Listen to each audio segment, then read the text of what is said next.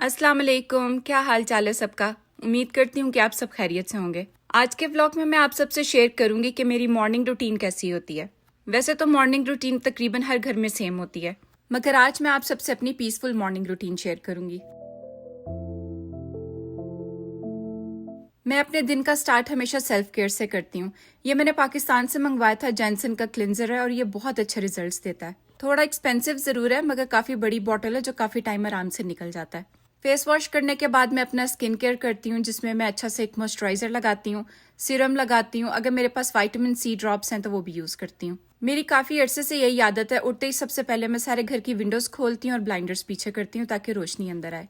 मुझे बहुत अच्छा लगता है कि सुबह सुबह घर में रोशनी आए और सारी विंडोज खुली हों। वैसे तो कनाडा के समर्स में इस तरह होता है कि रात 8 बजे तक भी इसी तरह बाहर रोशनी होती है, और विंटर्स में उसका ऑपोजिट हो जाता है। 4 बजे इस तरह अंधेरा हो जाता है जैसे कितनी रात हो गई है। रात को जब मैंने डिश वॉशर में बर्तन लगाए थे तो कुछ बर्तन ऐसे होते हैं जो हाथ से धुलते हैं। वैसे तो अगर रात में मैं कोई बर्तन हाथ से धोती हूँ तो उसको साथ ही सुखाकर वापस रख देती हूँ उसकी जगह पे। मगर कोई कोई दिन ऐसा आ जाता है कि आप बहुत ज्यादा थके होते हैं तो कुछ भी करने का दिल नहीं करता, क्योंकि हर दिन जो है वो डिफरेंट एनर्जी लेवल होते हैं। बच्चों की अभी भी समर वेकेशंस हैं, 8-9 दिन रह गए इनके स्कूल खुलने में। दोबारा से एक नई रूटीन स्टार्ट होगी फिर। और जब बच्चे घर में होते हैं तो माशाल्लाह कुछ ना कुछ स्नैक इनका चलता रहता है। और फिर अयान अब बड़ा हो रहा है तो वो मुझे नहीं कहता, वो खुद से किचन में आता है, अपनी चीजें बनाता है और ले जाता है। उसको मैंने काफी दफा बताया कि जब आप कुछ बनाते हैं तो आपको क्लीन अप भी करना होता है। वो क्लीन अप कर तो देता है मगर अपने स्टाइल का करता है, और मेरा तरीका जरा डिफरेंट है।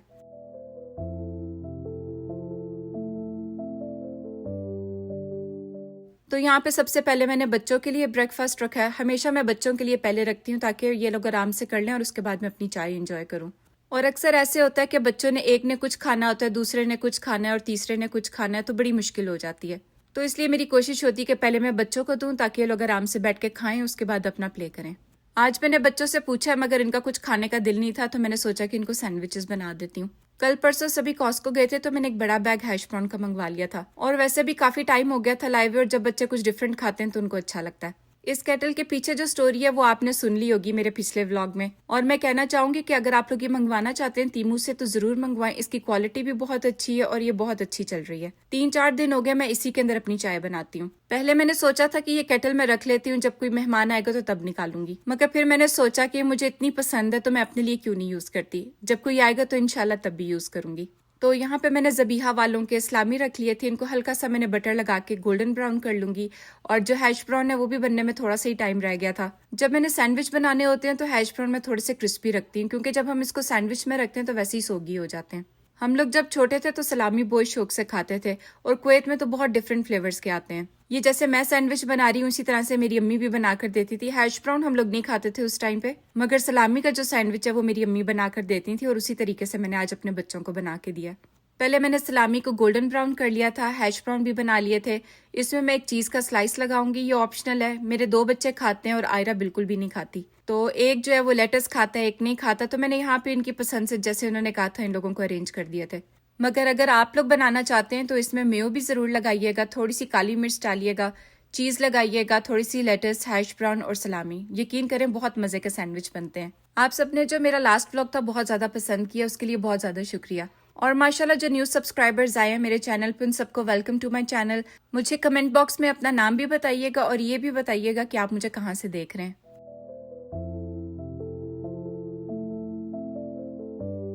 जैसा मैंने कहा है कि हर बच्चे की जो चॉइस है वो डिफरेंट होती है, और हर माँ की जर्नी अलग होती है। कभी भी अपने बच्चों का कंपैरिजन किसी से ना करें, क्योंकि हर बच्चा और फैमिली का सिस्टम जो होता है वो डिफरेंट होता है। अगर आपके बच्चे कुछ अच्छा काम करते हैं तो हमेशा उन्हें अप्रिशिएट करें और सबके सामने अप्रिशिएट करें। और जरूरी नहीं है कि माएँ भी परफेक्ट हों, सब गलतियां करते हैं, सबके घर मैसी होते हैं, और कभी पेशेंस भी लूज हो जाता है। और ये बहुत नॉर्मल सी बात है। जरूरी नहीं है कि आपका घर हर वक्त चमकता रहे, साफ सुथरा रहे। मैं हमेशा एक बात करती हूँ कि अपने लिए टाइम जरूर निकाला करें। मुझे पता है बच्चे बहुत जरूरी हैं और इन्हीं से हमारी जिंदगी है, मगर आप सोचें कि अगर आप ही अच्छा फील नहीं करेंगे, आप खुद की अपनी हेल्थ का ख्याल नहीं रखेंगे, तो अपने बच्चों का या अपनी फैमिली को कैसे देखेंगे। तो इसलिए अपने आप को प्रायोरिटी बनाएं और अपना ख्याल रखें, ताकि आप अपनी फैमिली का ध्यान अच्छे तरीके से रख सकें। और पूरे दिन की भागदौड़ में सिर्फ 10 मिनट अपने लिए निकालना कोई भी गुनाह नहीं है। अपने लिए मी टाइम जरूर निकाला करें, चाहे वो सुबह का टाइम हो, दोपहर का हो या रात का हो। मैं अपना जो मी टाइम है वो हमेशा चेंज करती रहती हूँ, क्योंकि ये मेरे बच्चों की रूटीन पे डिपेंड करता है।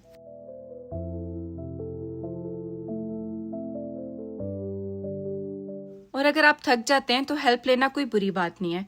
कभी कभी फैमिली, हस्बैंड या दोस्तों से हेल्प ले लेनी चाहिए। और हेल्प लेना कोई बुरी बात नहीं होती, बल्कि ये स्ट्रॉन्ग डिसीजन होता है। छोटी छोटी चीज़ों को सेलिब्रेट किया करें, उनको एंजॉय किया करें।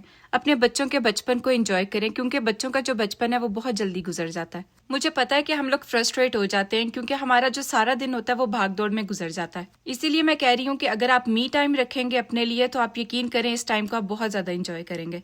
एक जो चीज़ मैंने अब जाकर सीखी है वो ये कि अपने घर को किसी के घर से कंपेयर ना करें, क्योंकि जैसा मैंने पहले कहा है कि हर फैमिली का सिस्टम जो है वो डिफरेंट होता है। इंस्टाग्राम या यूट्यूब पे परफेक्ट हम लोग घर देखते हैं और हमारा दिल करता है कि हमारे घर भी इसी तरह हर वक्त चमकते रहें, लेकिन रियल लाइफ में ऐसा कुछ भी नहीं होता। जहाँ पे बच्चे होते हैं वहाँ पे मैस जरूर होता है। मेरा मतलब ये नहीं है कि आप सारा कुछ छोड़कर बैठ जाएं, बच्चों को गन डालने दें। बच्चों को डिसिप्लिन सिखाना जरूरी है। मैं अपने बच्चों को साथ साथ ये छोटी छोटी बातें सिखाती रहती हूँ। थोड़ी सी छूट इनको मैं तब देती हूँ जब ये बीमार होते हैं। आज मेरे बच्चे तीनों बीमार हैं, इन लोगों को फ्लू और फीवर हुआ था। और एक माँ के लिए जरूरी ये होता है कि उसके बच्चे खुश हों। और जब मैं अपने बच्चों को इस तरह से खुश देखती हूँ तो मेरी सारी थकावट दूर हो जाती है। तो इसलिए अपने आप पे थोड़ा सा ईजी रहें, क्योंकि हर किसी की लाइफ परफेक्ट नहीं होती। अगर आप ऐसा सोचना शुरू कर देंगे कि आज घर का काम भी हो गया, लंच भी टाइम पे बन गया है, बच्चे भी टाइम पे सो गए हैं, तो बस आप इसी को सक्सेस समझें। और अगर आप किसी माँ को देख रहे हैं कि वो किसी मुश्किल फेज से गुजर रही है या स्ट्रगल कर रही है, तो उसको हमेशा अप्रिशिएट किया करें, क्योंकि हम लोग हमेशा जज पहले करते हैं और अप्रिशिएट बाद में करते हैं। उस माँ को हमारी जजमेंट की जरूरत नहीं है, उसको हमारी सपोर्ट की जरूरत है। तो हमेशा जब आप देखें कि किसी को हेल्प की जरूरत है तो खुद आगे बढ़ा करें। तो इसलिए अपने लिए प्यार और रिस्पेक्ट भी जरूरी है। माँ सिर्फ गिवर नहीं होती, वो एक इंसान है जिसको अप्रिसिएशन, ब्रेक और प्यार की जरूरत है। और अगर आप किसी के लिए अच्छा करेंगे तो आपके लिए भी इंशाल्लाह जरूर अच्छा होगा। तो यहाँ पे मैंने बच्चों को ब्रेकफास्ट करवा दिया था। उसके बाद बच्चे अपना अपना प्ले करने लग गए थे। इस टाइम पे मैं बच्चों को ज्यादा कुछ करने को नहीं कहती, क्योंकि सुबह का टाइम होता है और बच्चे जो करना चाहते हैं वो मैं उनको करने देती हूँ। और मुझे भी इस टाइम पे काम करना होता है, तो मेरी कोशिश होती है कि बच्चे किसी ना किसी और चीज में बिजी रहें। तो अगर मैं इनसे चीजें ले लेती हूँ या स्क्रीन टाइम इनका खत्म कर देती हूँ तो मेरे लिए बहुत मुश्किल हो जाती है। आप लोग मुझे बताएं कि आपकी जो रूटीन है वो कैसी गुजरती है, और उसमें से सबसे मुश्किल फेज जो होता है वो कौन सा होता है। जब हम ब्रेकफास्ट कर रहे होते हैं तो साथ साथ जितने बर्तन होते हैं वो मैं सिंक में रख देती हूँ, ताकि किचन जो है वो साथ साथ क्लीन हो जाए।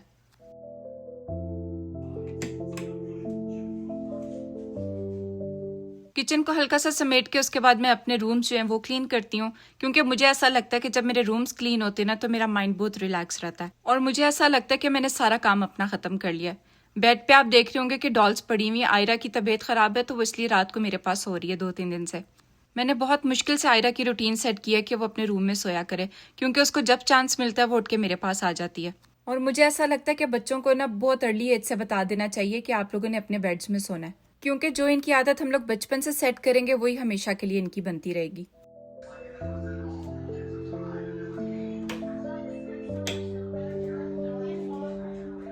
तो पहले मैंने किचन बताया, आपको समेट लिया था। उसके बाद मैंने अपना रूम क्लीन किया है, बच्चों का रूम क्लीन किया है। उसके बाद जो आज मुझे डस्टिंग भी करनी थी, क्योंकि कल मैं डस्टिंग नहीं कर सकी थी। तो आज मेरा दिल था कि किचन की सारी क्लीनिंग हो जाए, डस्टिंग हो जाए, और जो हॉल है उसकी मेरी हो जाए, क्योंकि मेन जो जगह होती है वो हॉल ही होती है जहाँ पे सबने आके बैठना होता है।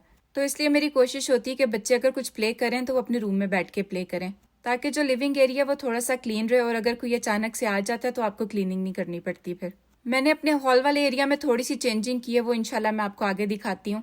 अगर आप लोग चाहते हैं कि मैं आपको कनेडियन अपार्टमेंट का टूर दूं और ये बताऊं कि रेंट कितना होता है, उसकी यूटिलिटीज कितनी होती हैं, और जो जो चीज़ बीच में इंक्लूड होती है वो भी मैं आपको बताऊं, तो मुझे कमेंट बॉक्स में ज़रूर बताइएगा। ये जो आप कैंडल होल्डर्स देख रहे हैं ये मैं डॉलरामा से लेके आई हूँ। मैं जब भी जाती थी मुझे बहुत अच्छे लगते थे, मगर इस दफ़ा मैंने सोचा कि जो मैंने कंसोल रखा है उसके साथ ही अच्छा लगेगा, तो इस वजह से मैं ले आई। और साथ जो पम्पकिन्स है वो भी मैं वहीं से लेकर आई थी।